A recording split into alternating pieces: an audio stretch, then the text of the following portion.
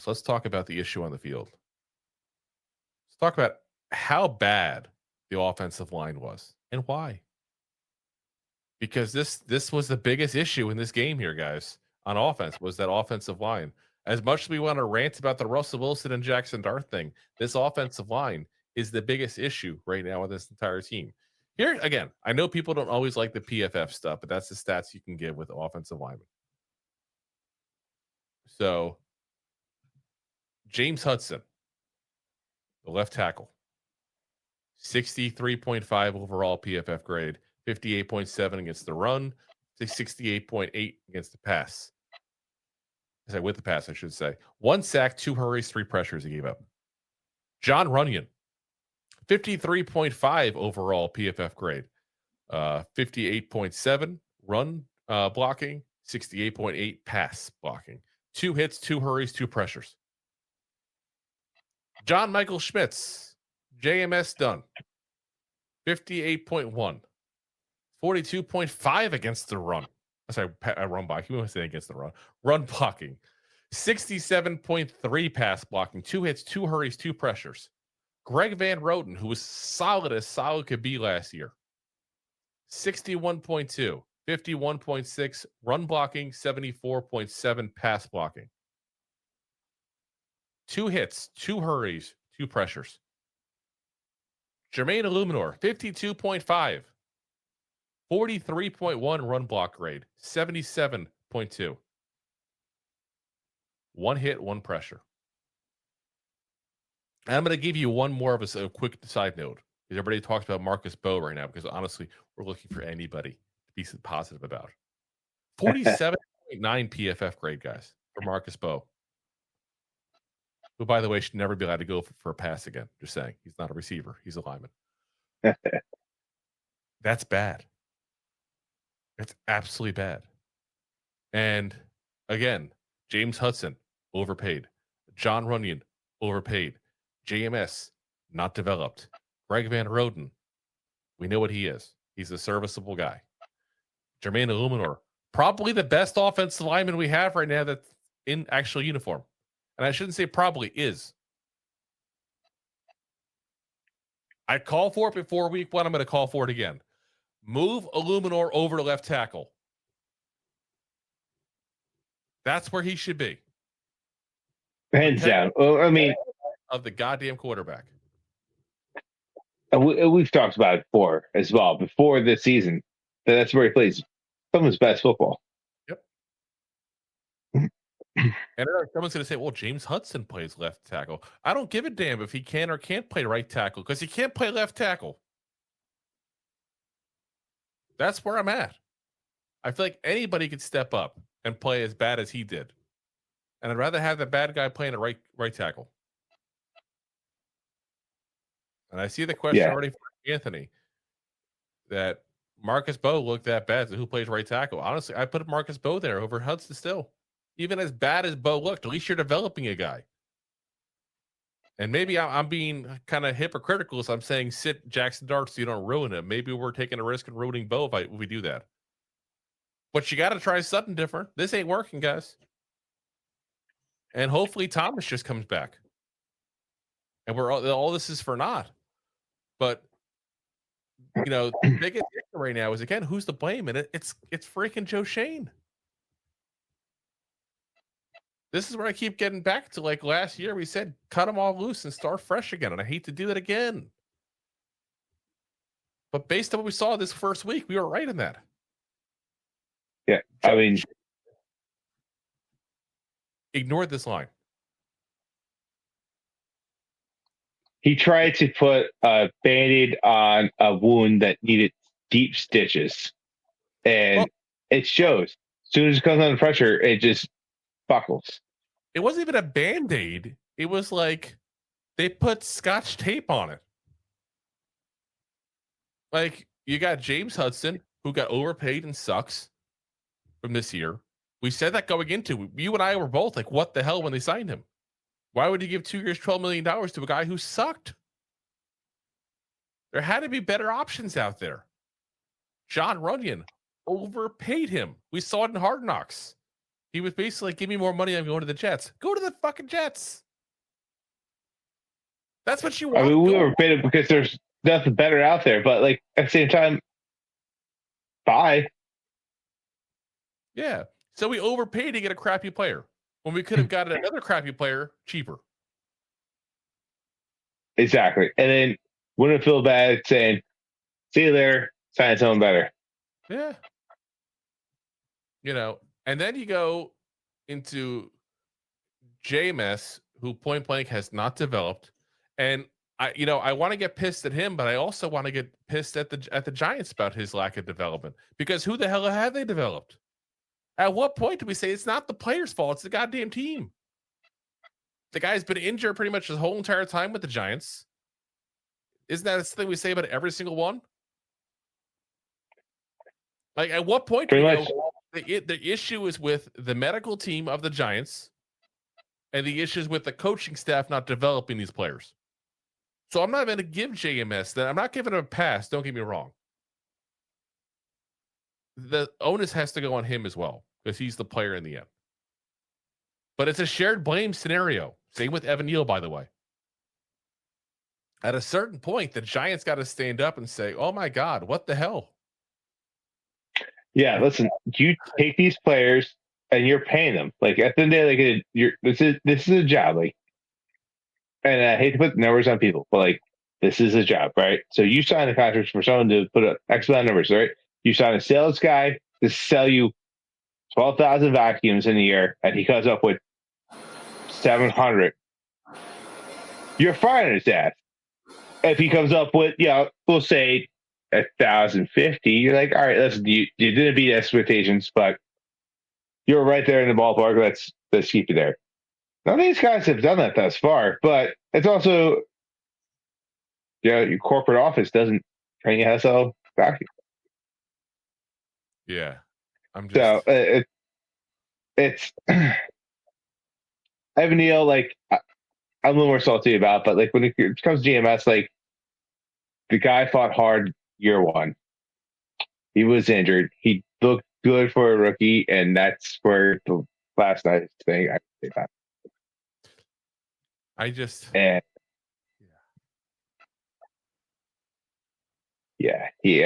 he just kind of went downhill. Like I don't know if he just gave up or what the situation. He's the Evan Neal of centers.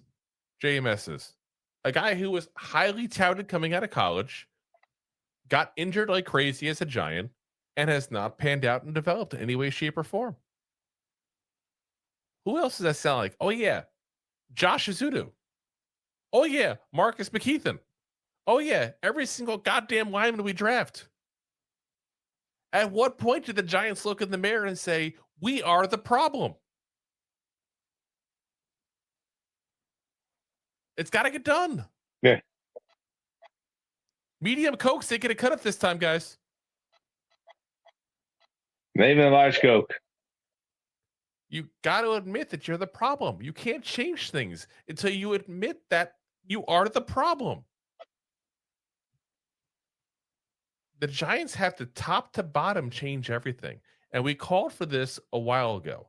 They need a football czar, so to speak, a guy who they trust to go in there and change everything top to bottom. And I'd love to throw names out there for you guys. I don't know who right now. I really don't. It's way too early to know what's going to happen by the end of the year and who's available and who can go ahead and change things. There's not a lot of names out there I trust with that kind of thing necessarily.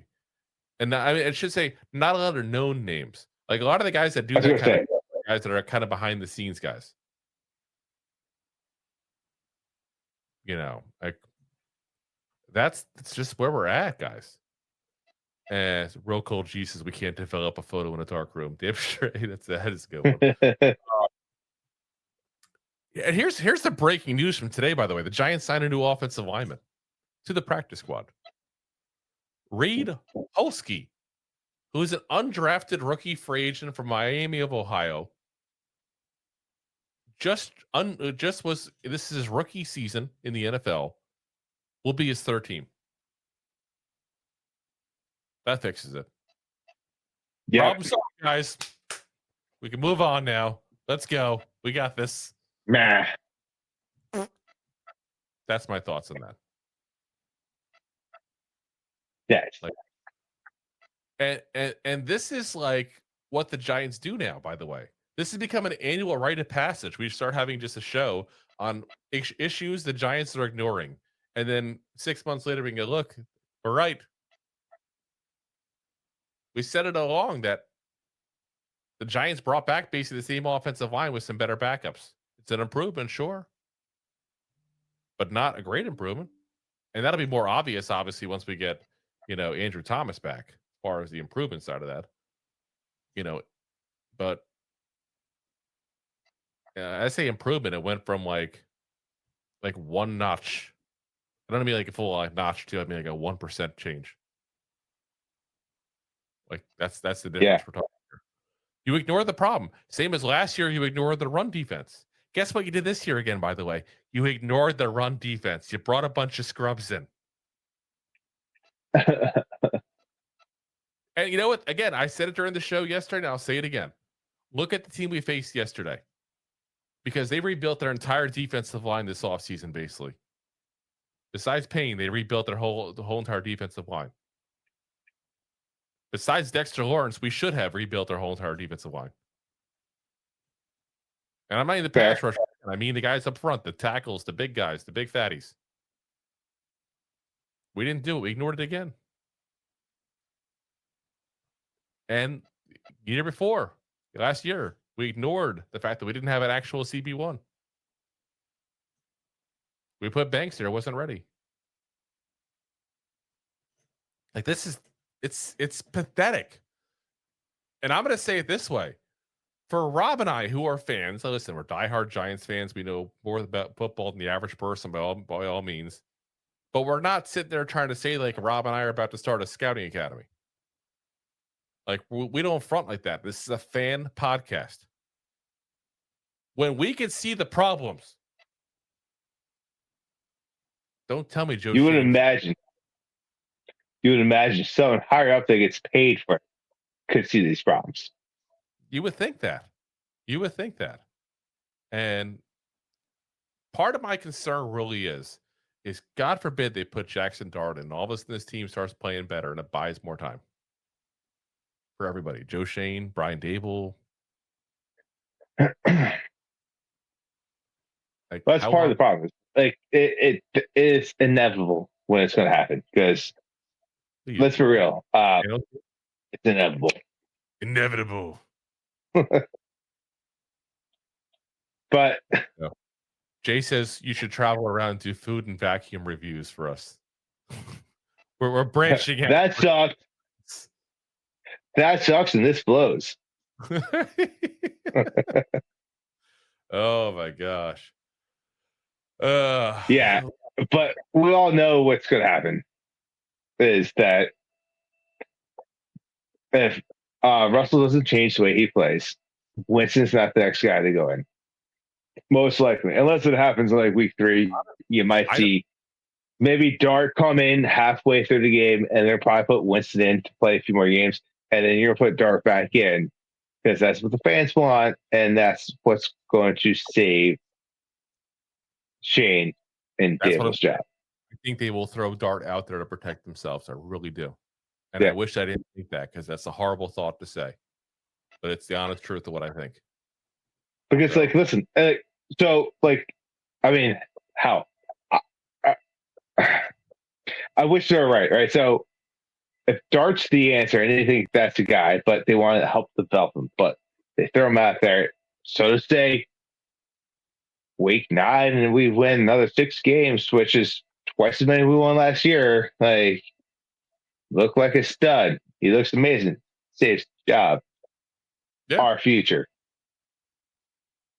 But it also goes to neglect everything else you just said that they have neglected over the past 4 years.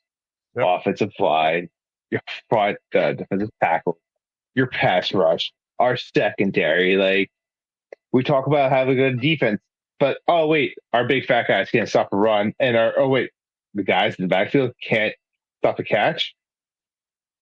What the point's of defense if you can't stop a run or stop a catch? Like, It's part of the defense. Yeah. We got to give a shout out here real quick also to Ronnie Rivers. Says the offensive pocket looked horrible. Coaching is to blame. Same old plays, overreacted and over again. They got to go. Exactly. We got a clean house. Yeah. We and I'm pissed right now that we didn't do this already last offseason. I really am. I think that's what's got me more riled up than anything else. Is you and I said point blank, let's get rid of Shane. Let's get rid of Dable. Let's start fresh and new. Let's go ahead and get a new quarterback. Let's get a new coach. Let's get a new GM. Legit bring in a whole new era of Giants football. And instead, nope. And we bought into the optimism. We did. Luckily, not to the point of other people. Other people were like, oh, look, they're like Super Bowl bound practically. Some people were talking. No. And you're muted, Rob. We can't hear you. You're muted, Drew. We're going to play some vacuum sounds for you instead. Oh, snap. So, Tips' goofballs were right last year. It's bound to happen eventually. If we talk enough. But yeah, it's like, and listen, we got a nice little freeze on Rob's shirt now. It's a nice shirt, blue, little dark blue dots there. At this point, his attire is more entertaining to talk about than the Giants. That's where it's getting to be. You know, but it's just like I said, it's getting to the point where it's really sad and pathetic where we're at with this team. Really, it just is. Thanks for watching. Like the show? Of course you do, or you would have turned it off by now and not be hearing me. There are plenty of ways to support the show. YouTube is the best place to join us, and we offer memberships there with fun benefits like custom emojis and early access to video clips. Of course, there you can also send super chats and stickers to send one-time support payments. The best way to support the show is to buy these drunk idiots beers at buymeacoffee.com/2giantgoofballs. Along with one-time support payments, there are also monthly plans, so you can continue to help kill their livers each month. You can also show people that you are a goofball by visiting our store at 2giantgoofballs-shop.fourthwall.com. We got everything from shirts, hats, phone cases, funny candles, buttons, stickers, and even a 2 Giant Goofballs towel to dry off your goofballs. Of course, you can always support the show for free by simply hitting the like, subscribe, and share button wherever you are watching or listening to this. Hit the thumbs up on YouTube. Leave a 5-star review on Apple Podcasts. It helps the show tremendously, and quite frankly, the goofballs suck at marketing and need your help to get the word out. Thank you for being part of the Goofball Army and for taking the time out to support the show. If you like that clip, then you will love the full episodes too. Find us on your favorite podcast app and look for us on all your favorite social media platforms. Thanks so much. Please, I'm begging you. Please.